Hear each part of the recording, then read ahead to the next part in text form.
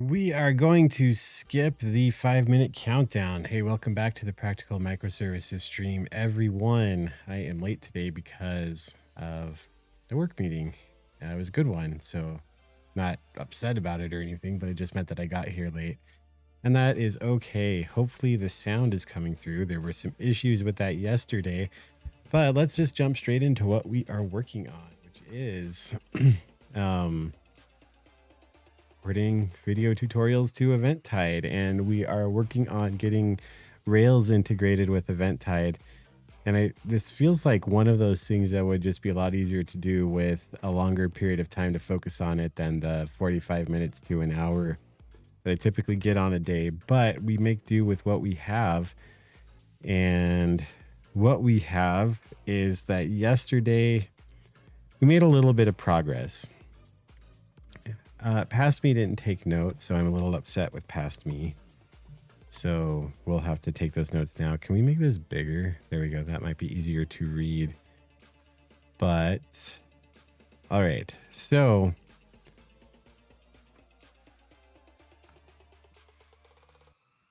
Rails testing. Standard orthodoxy is you insert records into a database with known and predictable IDs.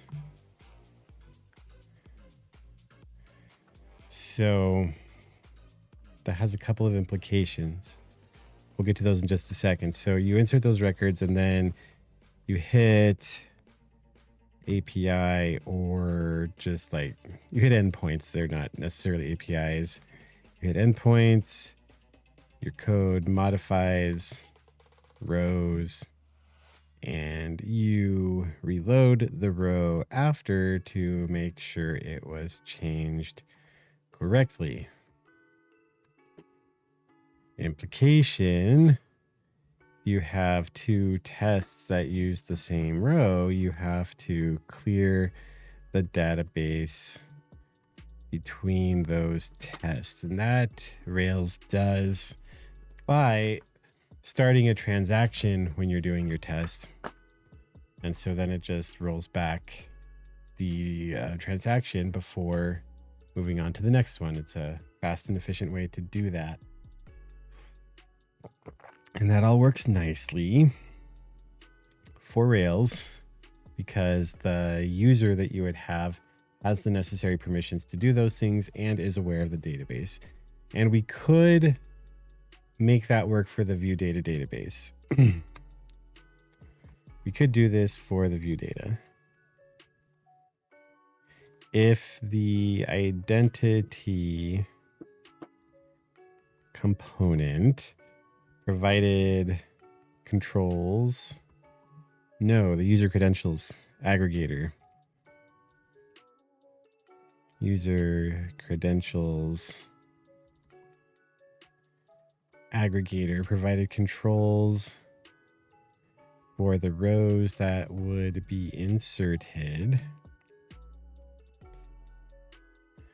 The Rails test could insert them and delete them. That would require giving the Rails project a user with sufficient credentials or permissions to insert and delete rows. In the deployed scenario, that wouldn't be necessary because the Rails user would strictly be reading from view data. That's why we call it view data. So you view it, you don't write it, unless you're the thing producing it, which is not the Rails app. But in tests, fine, for putting example data in, we could allow that. That wouldn't be a big deal. But here's the kicker. We can't do this for the message store.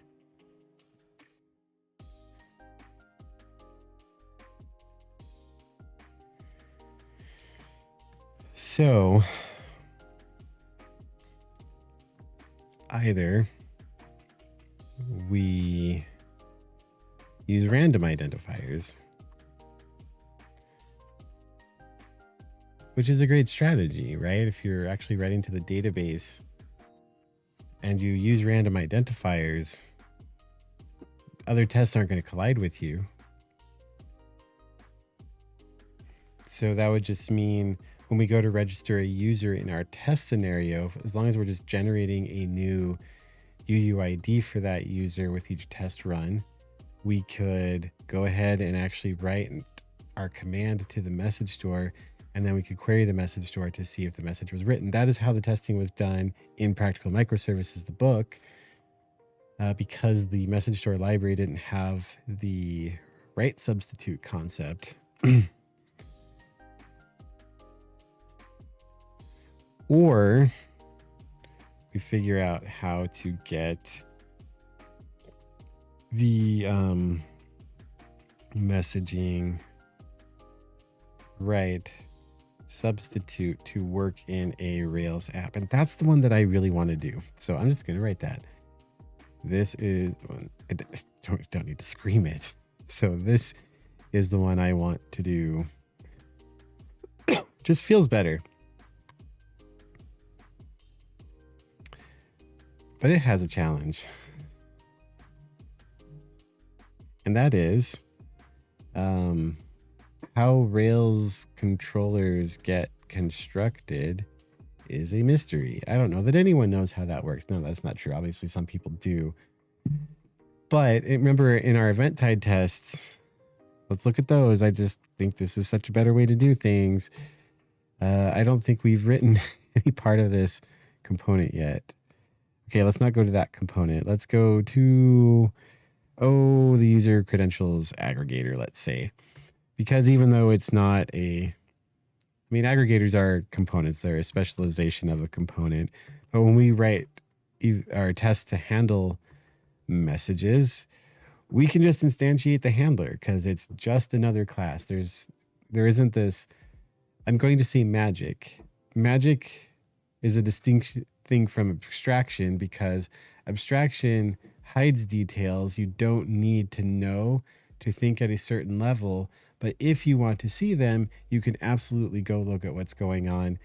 And it's kind of like the build factory methods that we use, the constructors on our various things that we've adopted following what's written in the pattern of use or the doctrine of useful objects, right? Most of our classes have a build method on them. What does the build do? Well, it instantiates an instance and configures it so it hands back to us a fully ready to go instance of whatever our object is. Okay, that's hiding details. That's abstraction. If we want to instantiate it ourselves and configure it ourselves, we can do that. We just don't have to. But with the Rails controller, it's like, I genuinely don't know.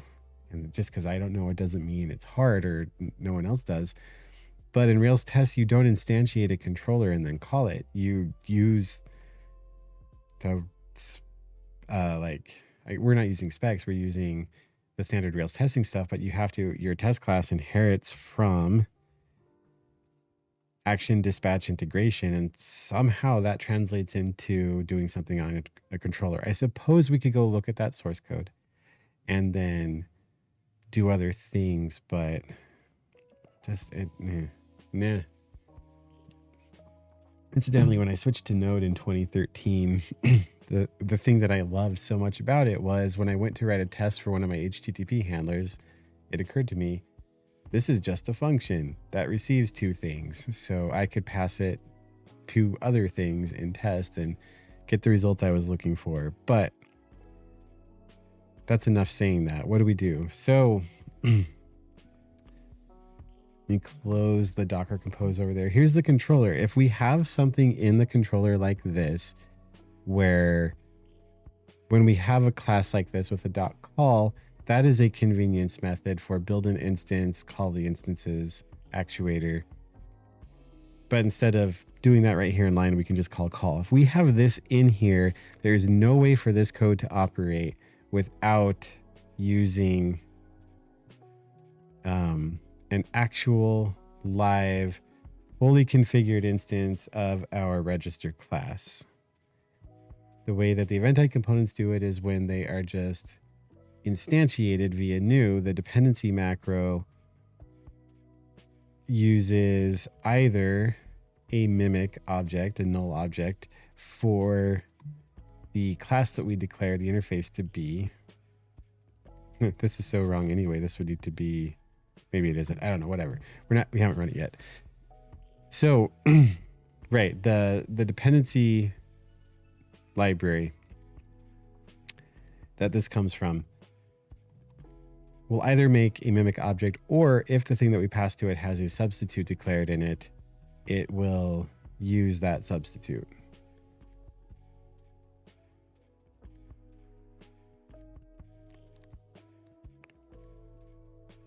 However, in Rails, so then in the handlers, let's look at the handler again real quick. For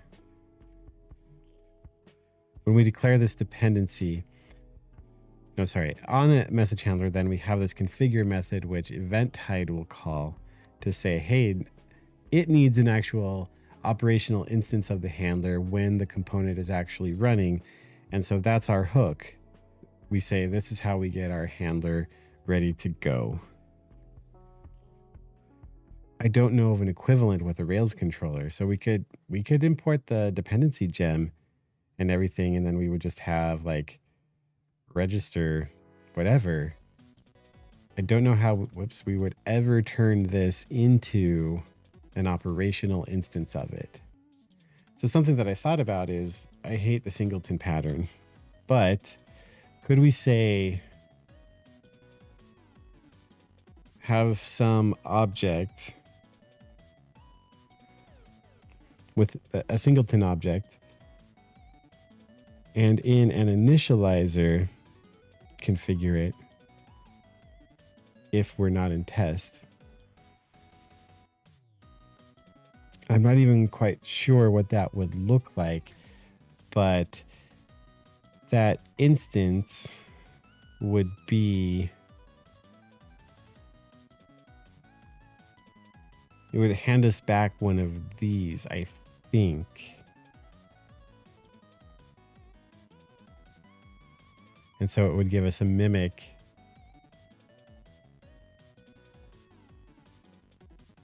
If we were in test. But I don't want a mimic. I want an actual instance of this thing. It's the right inside of there. Well, I guess that's the case. We could, if we're in test, it could give us just a new instance of this that wouldn't have its dependencies configured.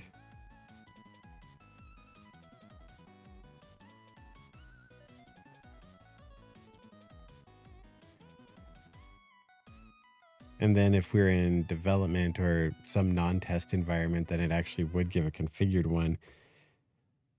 Where I'm getting a little bit tripped up mentally right now is that there's like two layers here. So I want to look at the, let's just look at something. Well, we don't have to look there. We can look at the user credentials aggregators. So no, I wouldn't want to look there. I do want to look at the funds transfer component, because so far we haven't written anything that uses one of these clients in this way, but it has. So if we go to the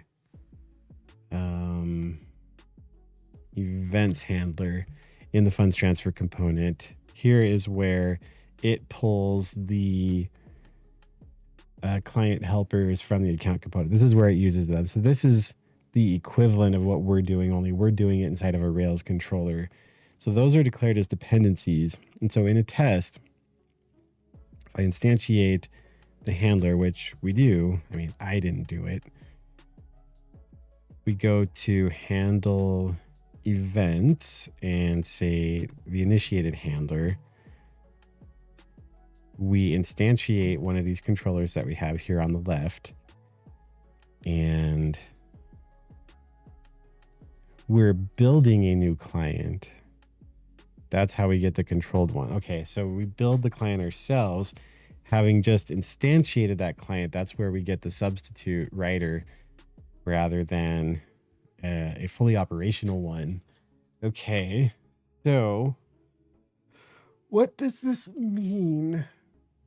It means that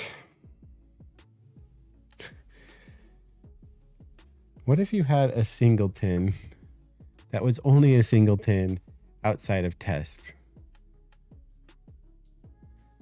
Because here's the other thing. Okay, so singleton pattern, widely abused. It's for when you need one and only one, not zero, not two, not three, not four, not five. You need one of something in it. It got abused though, because what it meant was it was a very convenient way to just reach into the global namespace and grab access to something. I don't know how to avoid doing that because for whatever reason, I can't just do stuff on a Rails controller, or can I? No, I don't know a way to call configure on the controller. I'm trying to think is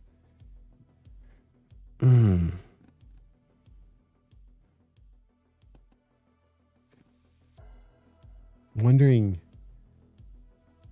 No, let's just go to the singleton, get it working. We can try to refactor it later. So if we had some class that we ask for an instance of the register function,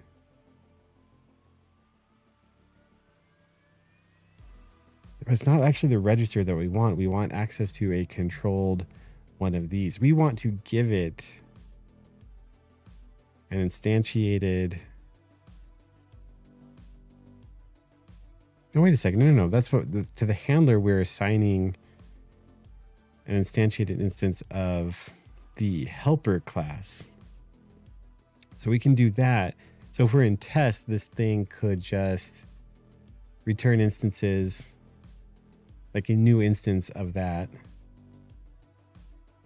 How could we get access to it in the test though? That's where we need it. If we have just one non-operational register class instance that is for the whole life of the process, then we have more than one test that invokes it, we're going to have collisions in the data. So we can no longer guarantee only one thing was written. We'd have to filter through for the one that we want. And I would like to avoid that. So how do we get a separate one for the test?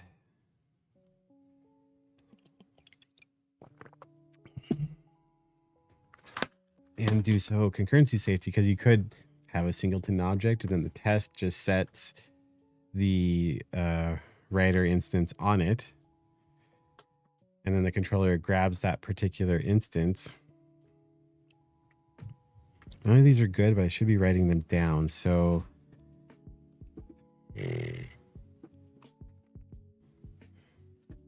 this is just write to the message store.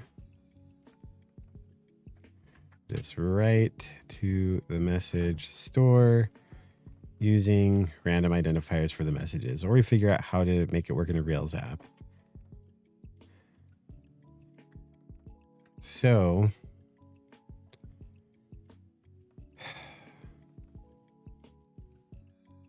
there's a singleton approach. In test, it gives non-operational register instances. In non-test, they're operational. Problem: how does the test get access to that instance? Because that's what we do in the others. We construct the instance ourselves and then attach it to the handler.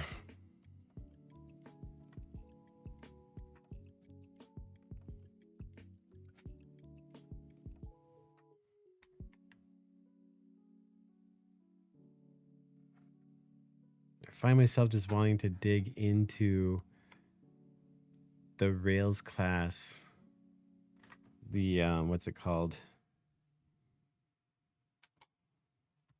If we went to the right window, we'd find it faster. Action dispatch integration test. I'm super curious about At some point, a controller instance has to be created.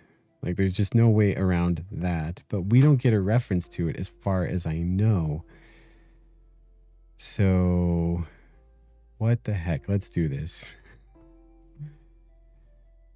Let's at least explore it. We might not be able to go this route, but we can give it a try. Question, of course, is where is that code? So this is where we opened Active Record the other day. It's come up one.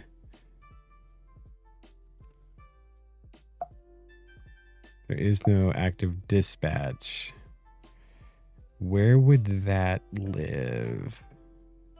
Is it in active support?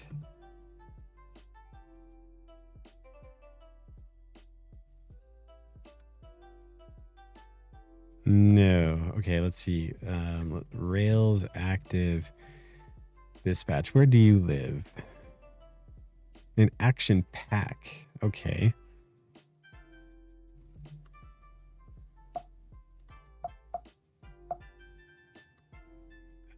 I went out.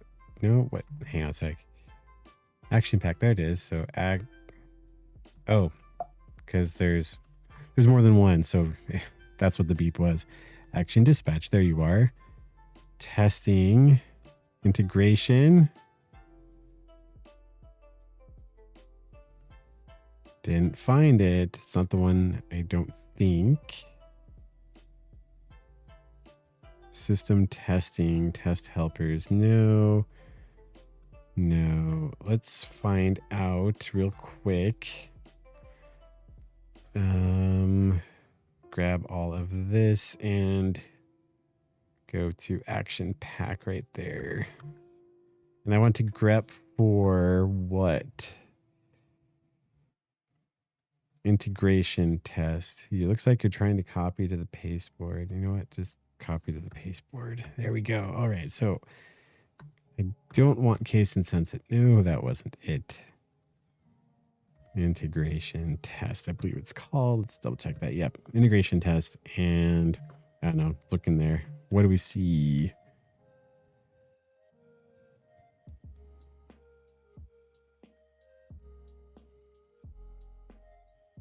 Class integration test. There it is. At line 631 of this file right here.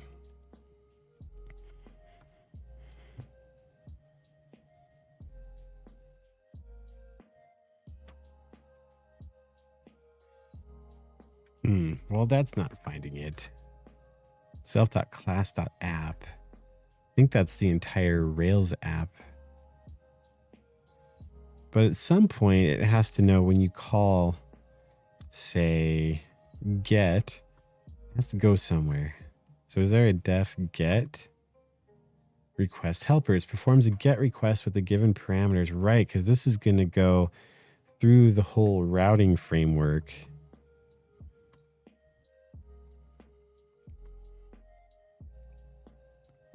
Build expanded path.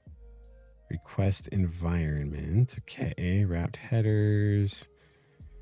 Session if we've got one.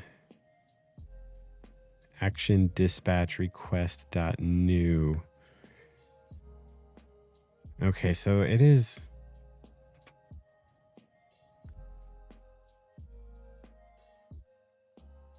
Response. Okay.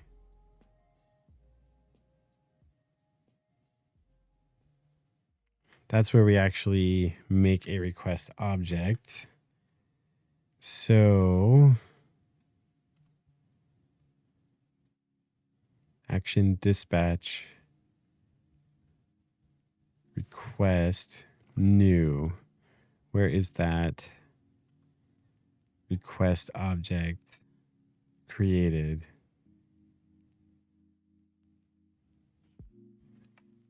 Can we find a cursive and put a number on there? Class request.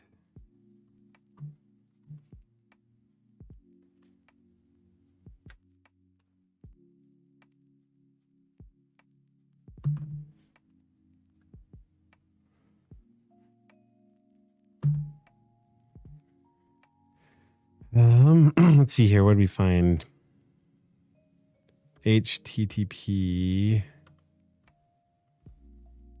request. Is this the one that gets called, or is there a separate one? Request utils request session. I think action dispatch request. That would be this. So when we make a new one, this is what gets called. Response equals mock session.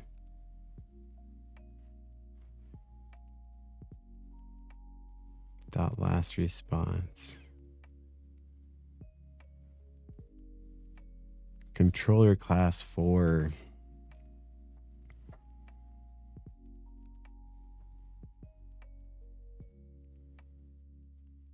Request method.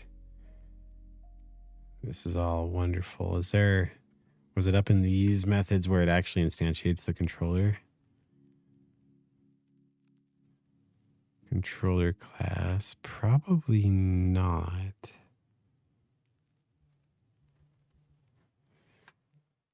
Something would probably call this to get the controller class and instantiate it.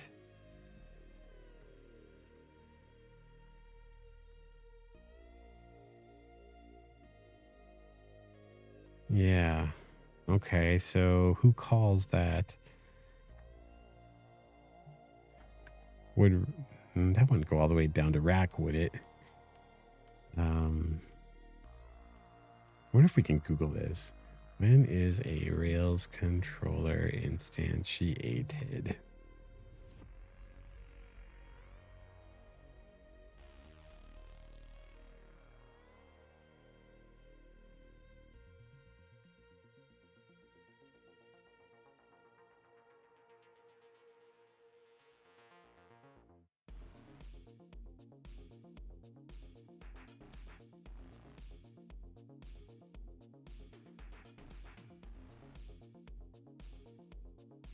When the HTTP request enters your application server, the request passes through a stack of middleware defined in the Rails gem, which converts the HTTP request into an instance of active dispatch request, which is where we are right now, which is used to determine the correct route. The generated request object is then dispatched to the corresponding controller and action method, which instantiates the controller. No, that doesn't make any sense because you have to instantiate it before you call the controller in action. Let's see.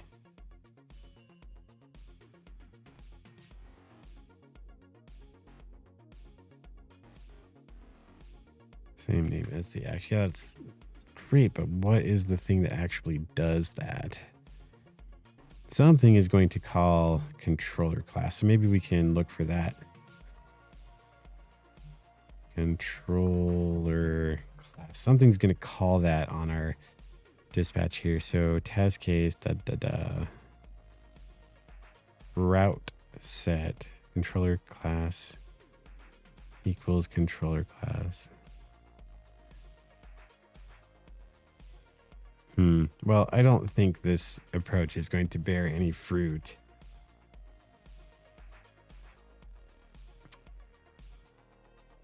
So even if we knew how it was done, we don't have access to the class.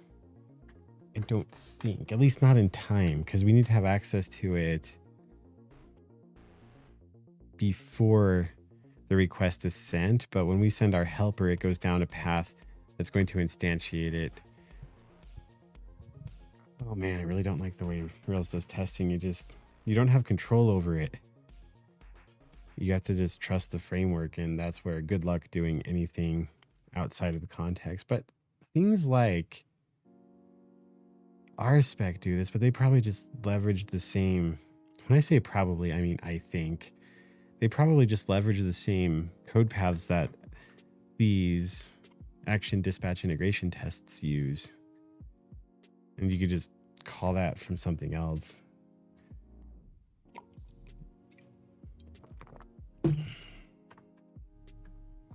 Are we barking up the wrong tree doing this as an integration test?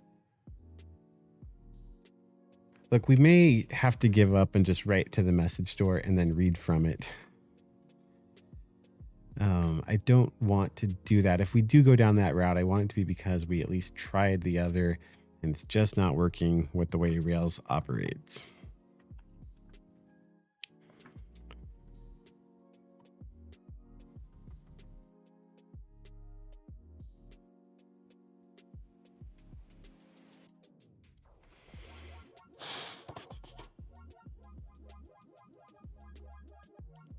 The only thing that's coming to mind to be able to do this is something that I don't think would be concurrency safe. And so if the tests ever got paralyzed, this would break hard.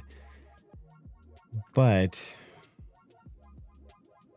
we can't get access to the controller, but we could get access to something and make it so that the controller could also have access to it. And that's where the singleton global namespace nonsense comes into play here. Like some sort of a registry of instances of this writer. And so in the test, we could be like, hey, registry, here's an instance of writer attached with this key. And that key could be determined by the request somehow. And then the controller could run and go get it using context that it would have in the request. Like it could be the identity ID, the email, and the password hash concatenated together as a string, and that could be a lookup key. And if we did it that way, if a different test used a different identifier, then they could run in parallel and not collide with one another.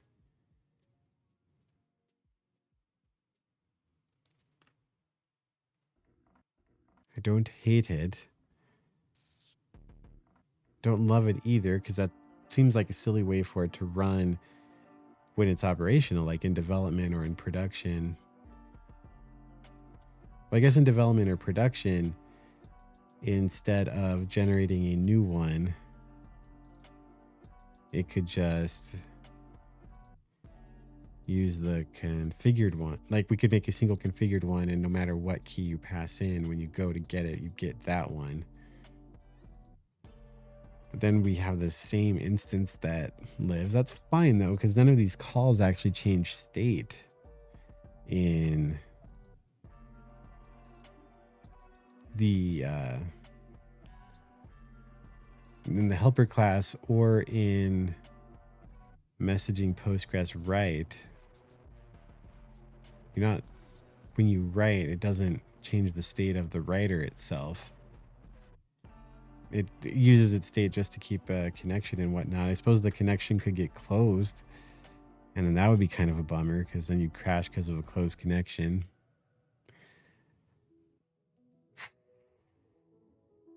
So we're instantiating a new one is so nice. What if we did though? Because that's what happens in an Eventide handler. We make a new instance of the handler each time. We can reuse the session.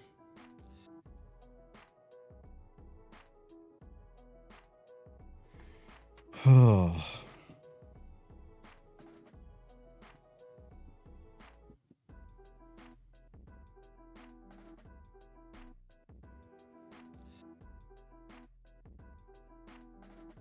If we're in test and our test, like if we didn't need to control the writer as part of our test, we could just have it just make one. Like if you look and you don't find it, just make one.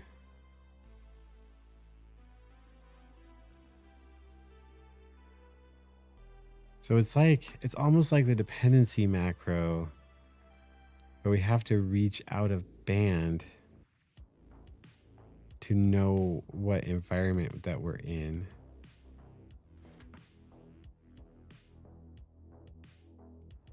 So instead of calling this, we could, I don't know, have some other class. We just called it register.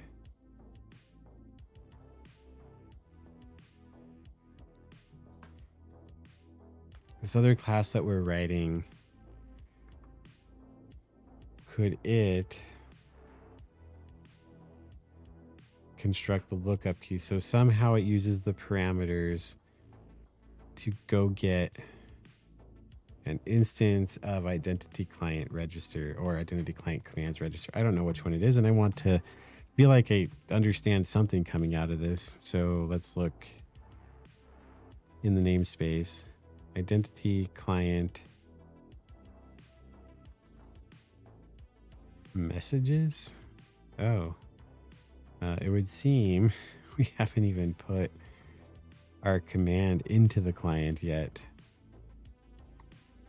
Well, that's fun. Let's go look at the account component real quick.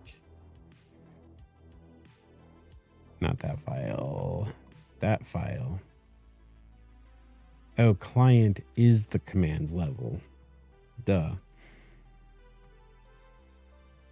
Which we don't have. So we would need to have client equals identity component commands, like so. And we could even, hear me out, we could spell commands correctly.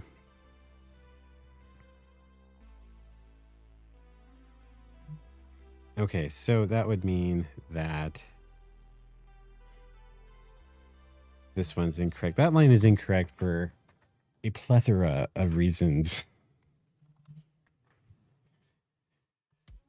All right, so call register call. This is constructed in such a way that in test, no, it wouldn't need to be constructed in any weird way at all. It would just provide a way to register an instance. And just, so if you had this thing and you said, hey thing, I need an instance of something, or we don't even need the instance here because we just call, it could grab it and use it. But it's like, okay, I'm calling you with this data. And inside, it's like, okay, I'm not the one who actually does this. I need to get an instance of the thing that does. I have a registry, a filing cabinet, if you will, where there's a folder where each combination of parameters you could send. We don't pre-generate them, obviously. And I'm going to go to my filing cabinet and I'm going to say, hey, do you have the thing that I'm looking for? No, then I need to build one. I guess that's the difference. If we're in test, we wouldn't actually want to call configure on it. We would just want an instantiated one. But if we're in development, we would want to configure one. I'm sorry, if we're in non-test, we'd want to configure one. No. Why? Maybe it's just the test is responsible for putting an instantiated one in place. If we don't find one, we're going to build one. I'm going to call build on the class to get one. But if we're not, if we do find one, we just use whatever is there.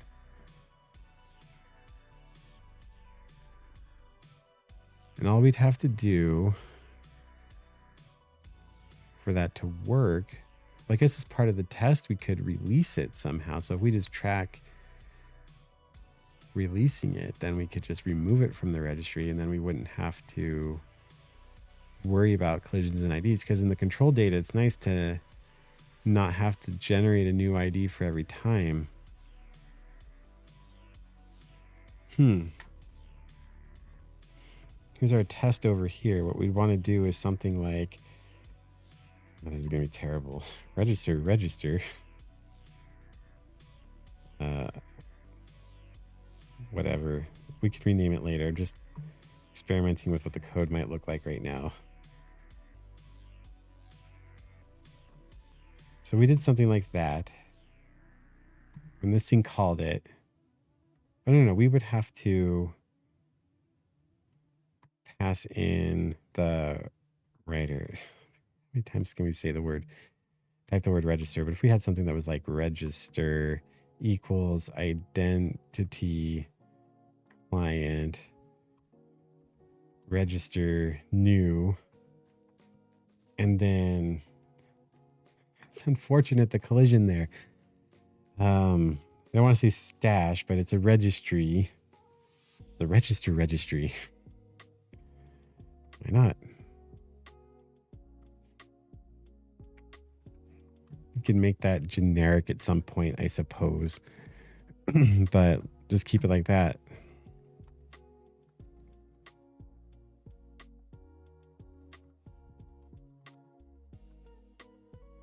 This is something I want to ask about in the Eventide Slack, though, if anyone has done this. But this has been a fun exercise. Okay, so if in our test we instantiate an instance of register, attach it to this registry. It still wouldn't be thread safe. Sorry, I'm jumping ahead. Then the, not the component, the controller calls, I guess registry wouldn't make sense to call it that way. So we'll just set that name back like so. Then we call it with those parameters inside register. It's going to do a lookup based on the parameters that it received. Because we set when it will find that instance, and then use it. And then whatever, I don't know. I don't think we need to respond to or anything here because we'll just find the view that we're after. We'd have to do some validation here. Right, so don't forget to validate the input. What am I doing? That's Vim, not VS Code. Okay, so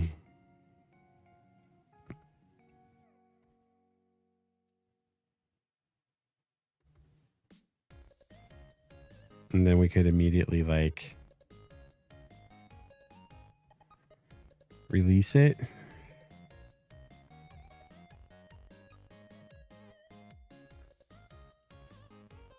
And then it could block and wait until it's available. So we just made a mutex. I think we're going to have separate IDs, separate data. Because as long as the one of these three values changes, there wouldn't be a collision. So as long as we do that, we would be fine. It kind of stinks that we would have to have each test be aware of what combinations every other test is using to make sure it's not duplicating that.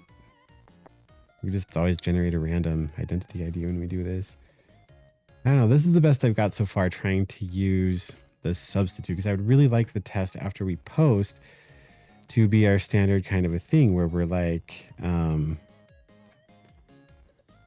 the register command equals register dot,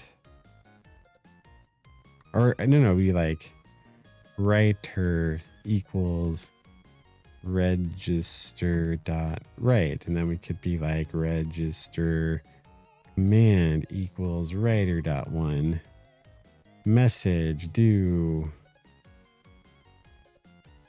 etc.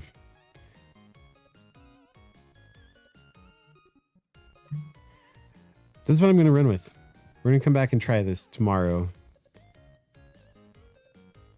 Not tomorrow, Monday, because tomorrow, taking the morning off for reasons. It's just all feels so wrong. It's trying to merge the testing philosophy that Eventide has, which is very much... The first time I ever heard Scott Bellware describe this was at Lone Star Ruby Conference. May it rest in peace. I think it was like 2013, possibly 2012. I don't remember, but he gave a talk that he showed this console of a control panel on a submarine or whatever, and there's just all these different levers, and you as the operator, there's all these different things you can control.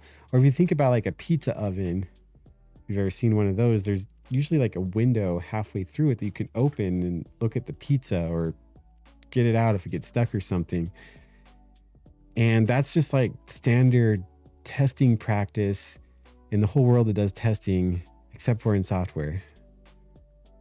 Manufacturing figured this out, that if you have a process, you want to be able to get into it, inspect it, and control it at every little step along the way, because you as the operator want to be in control of your systems. And then we build things in software like Rails, where this critical portion of what it means to fulfill an HTTP request, the controller, you have no control over when that gets instantiated in the test. I suppose you could write tests where you just build all the request context. I mean, why couldn't you do that? It's just a class. So that's effectively what I was doing in Node.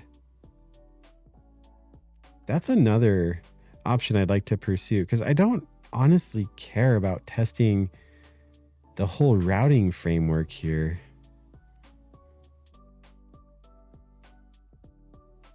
I just want to know that when the controller gets hit with certain data, that it writes a command that's in the right place. Like, I can easily verify whether or not I'm hitting the controller by just running the thing. I'm going to keep that as a plan B. So singleton,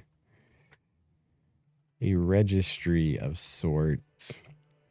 And then like plan C, what if we figured out how to instantiate a controller instance?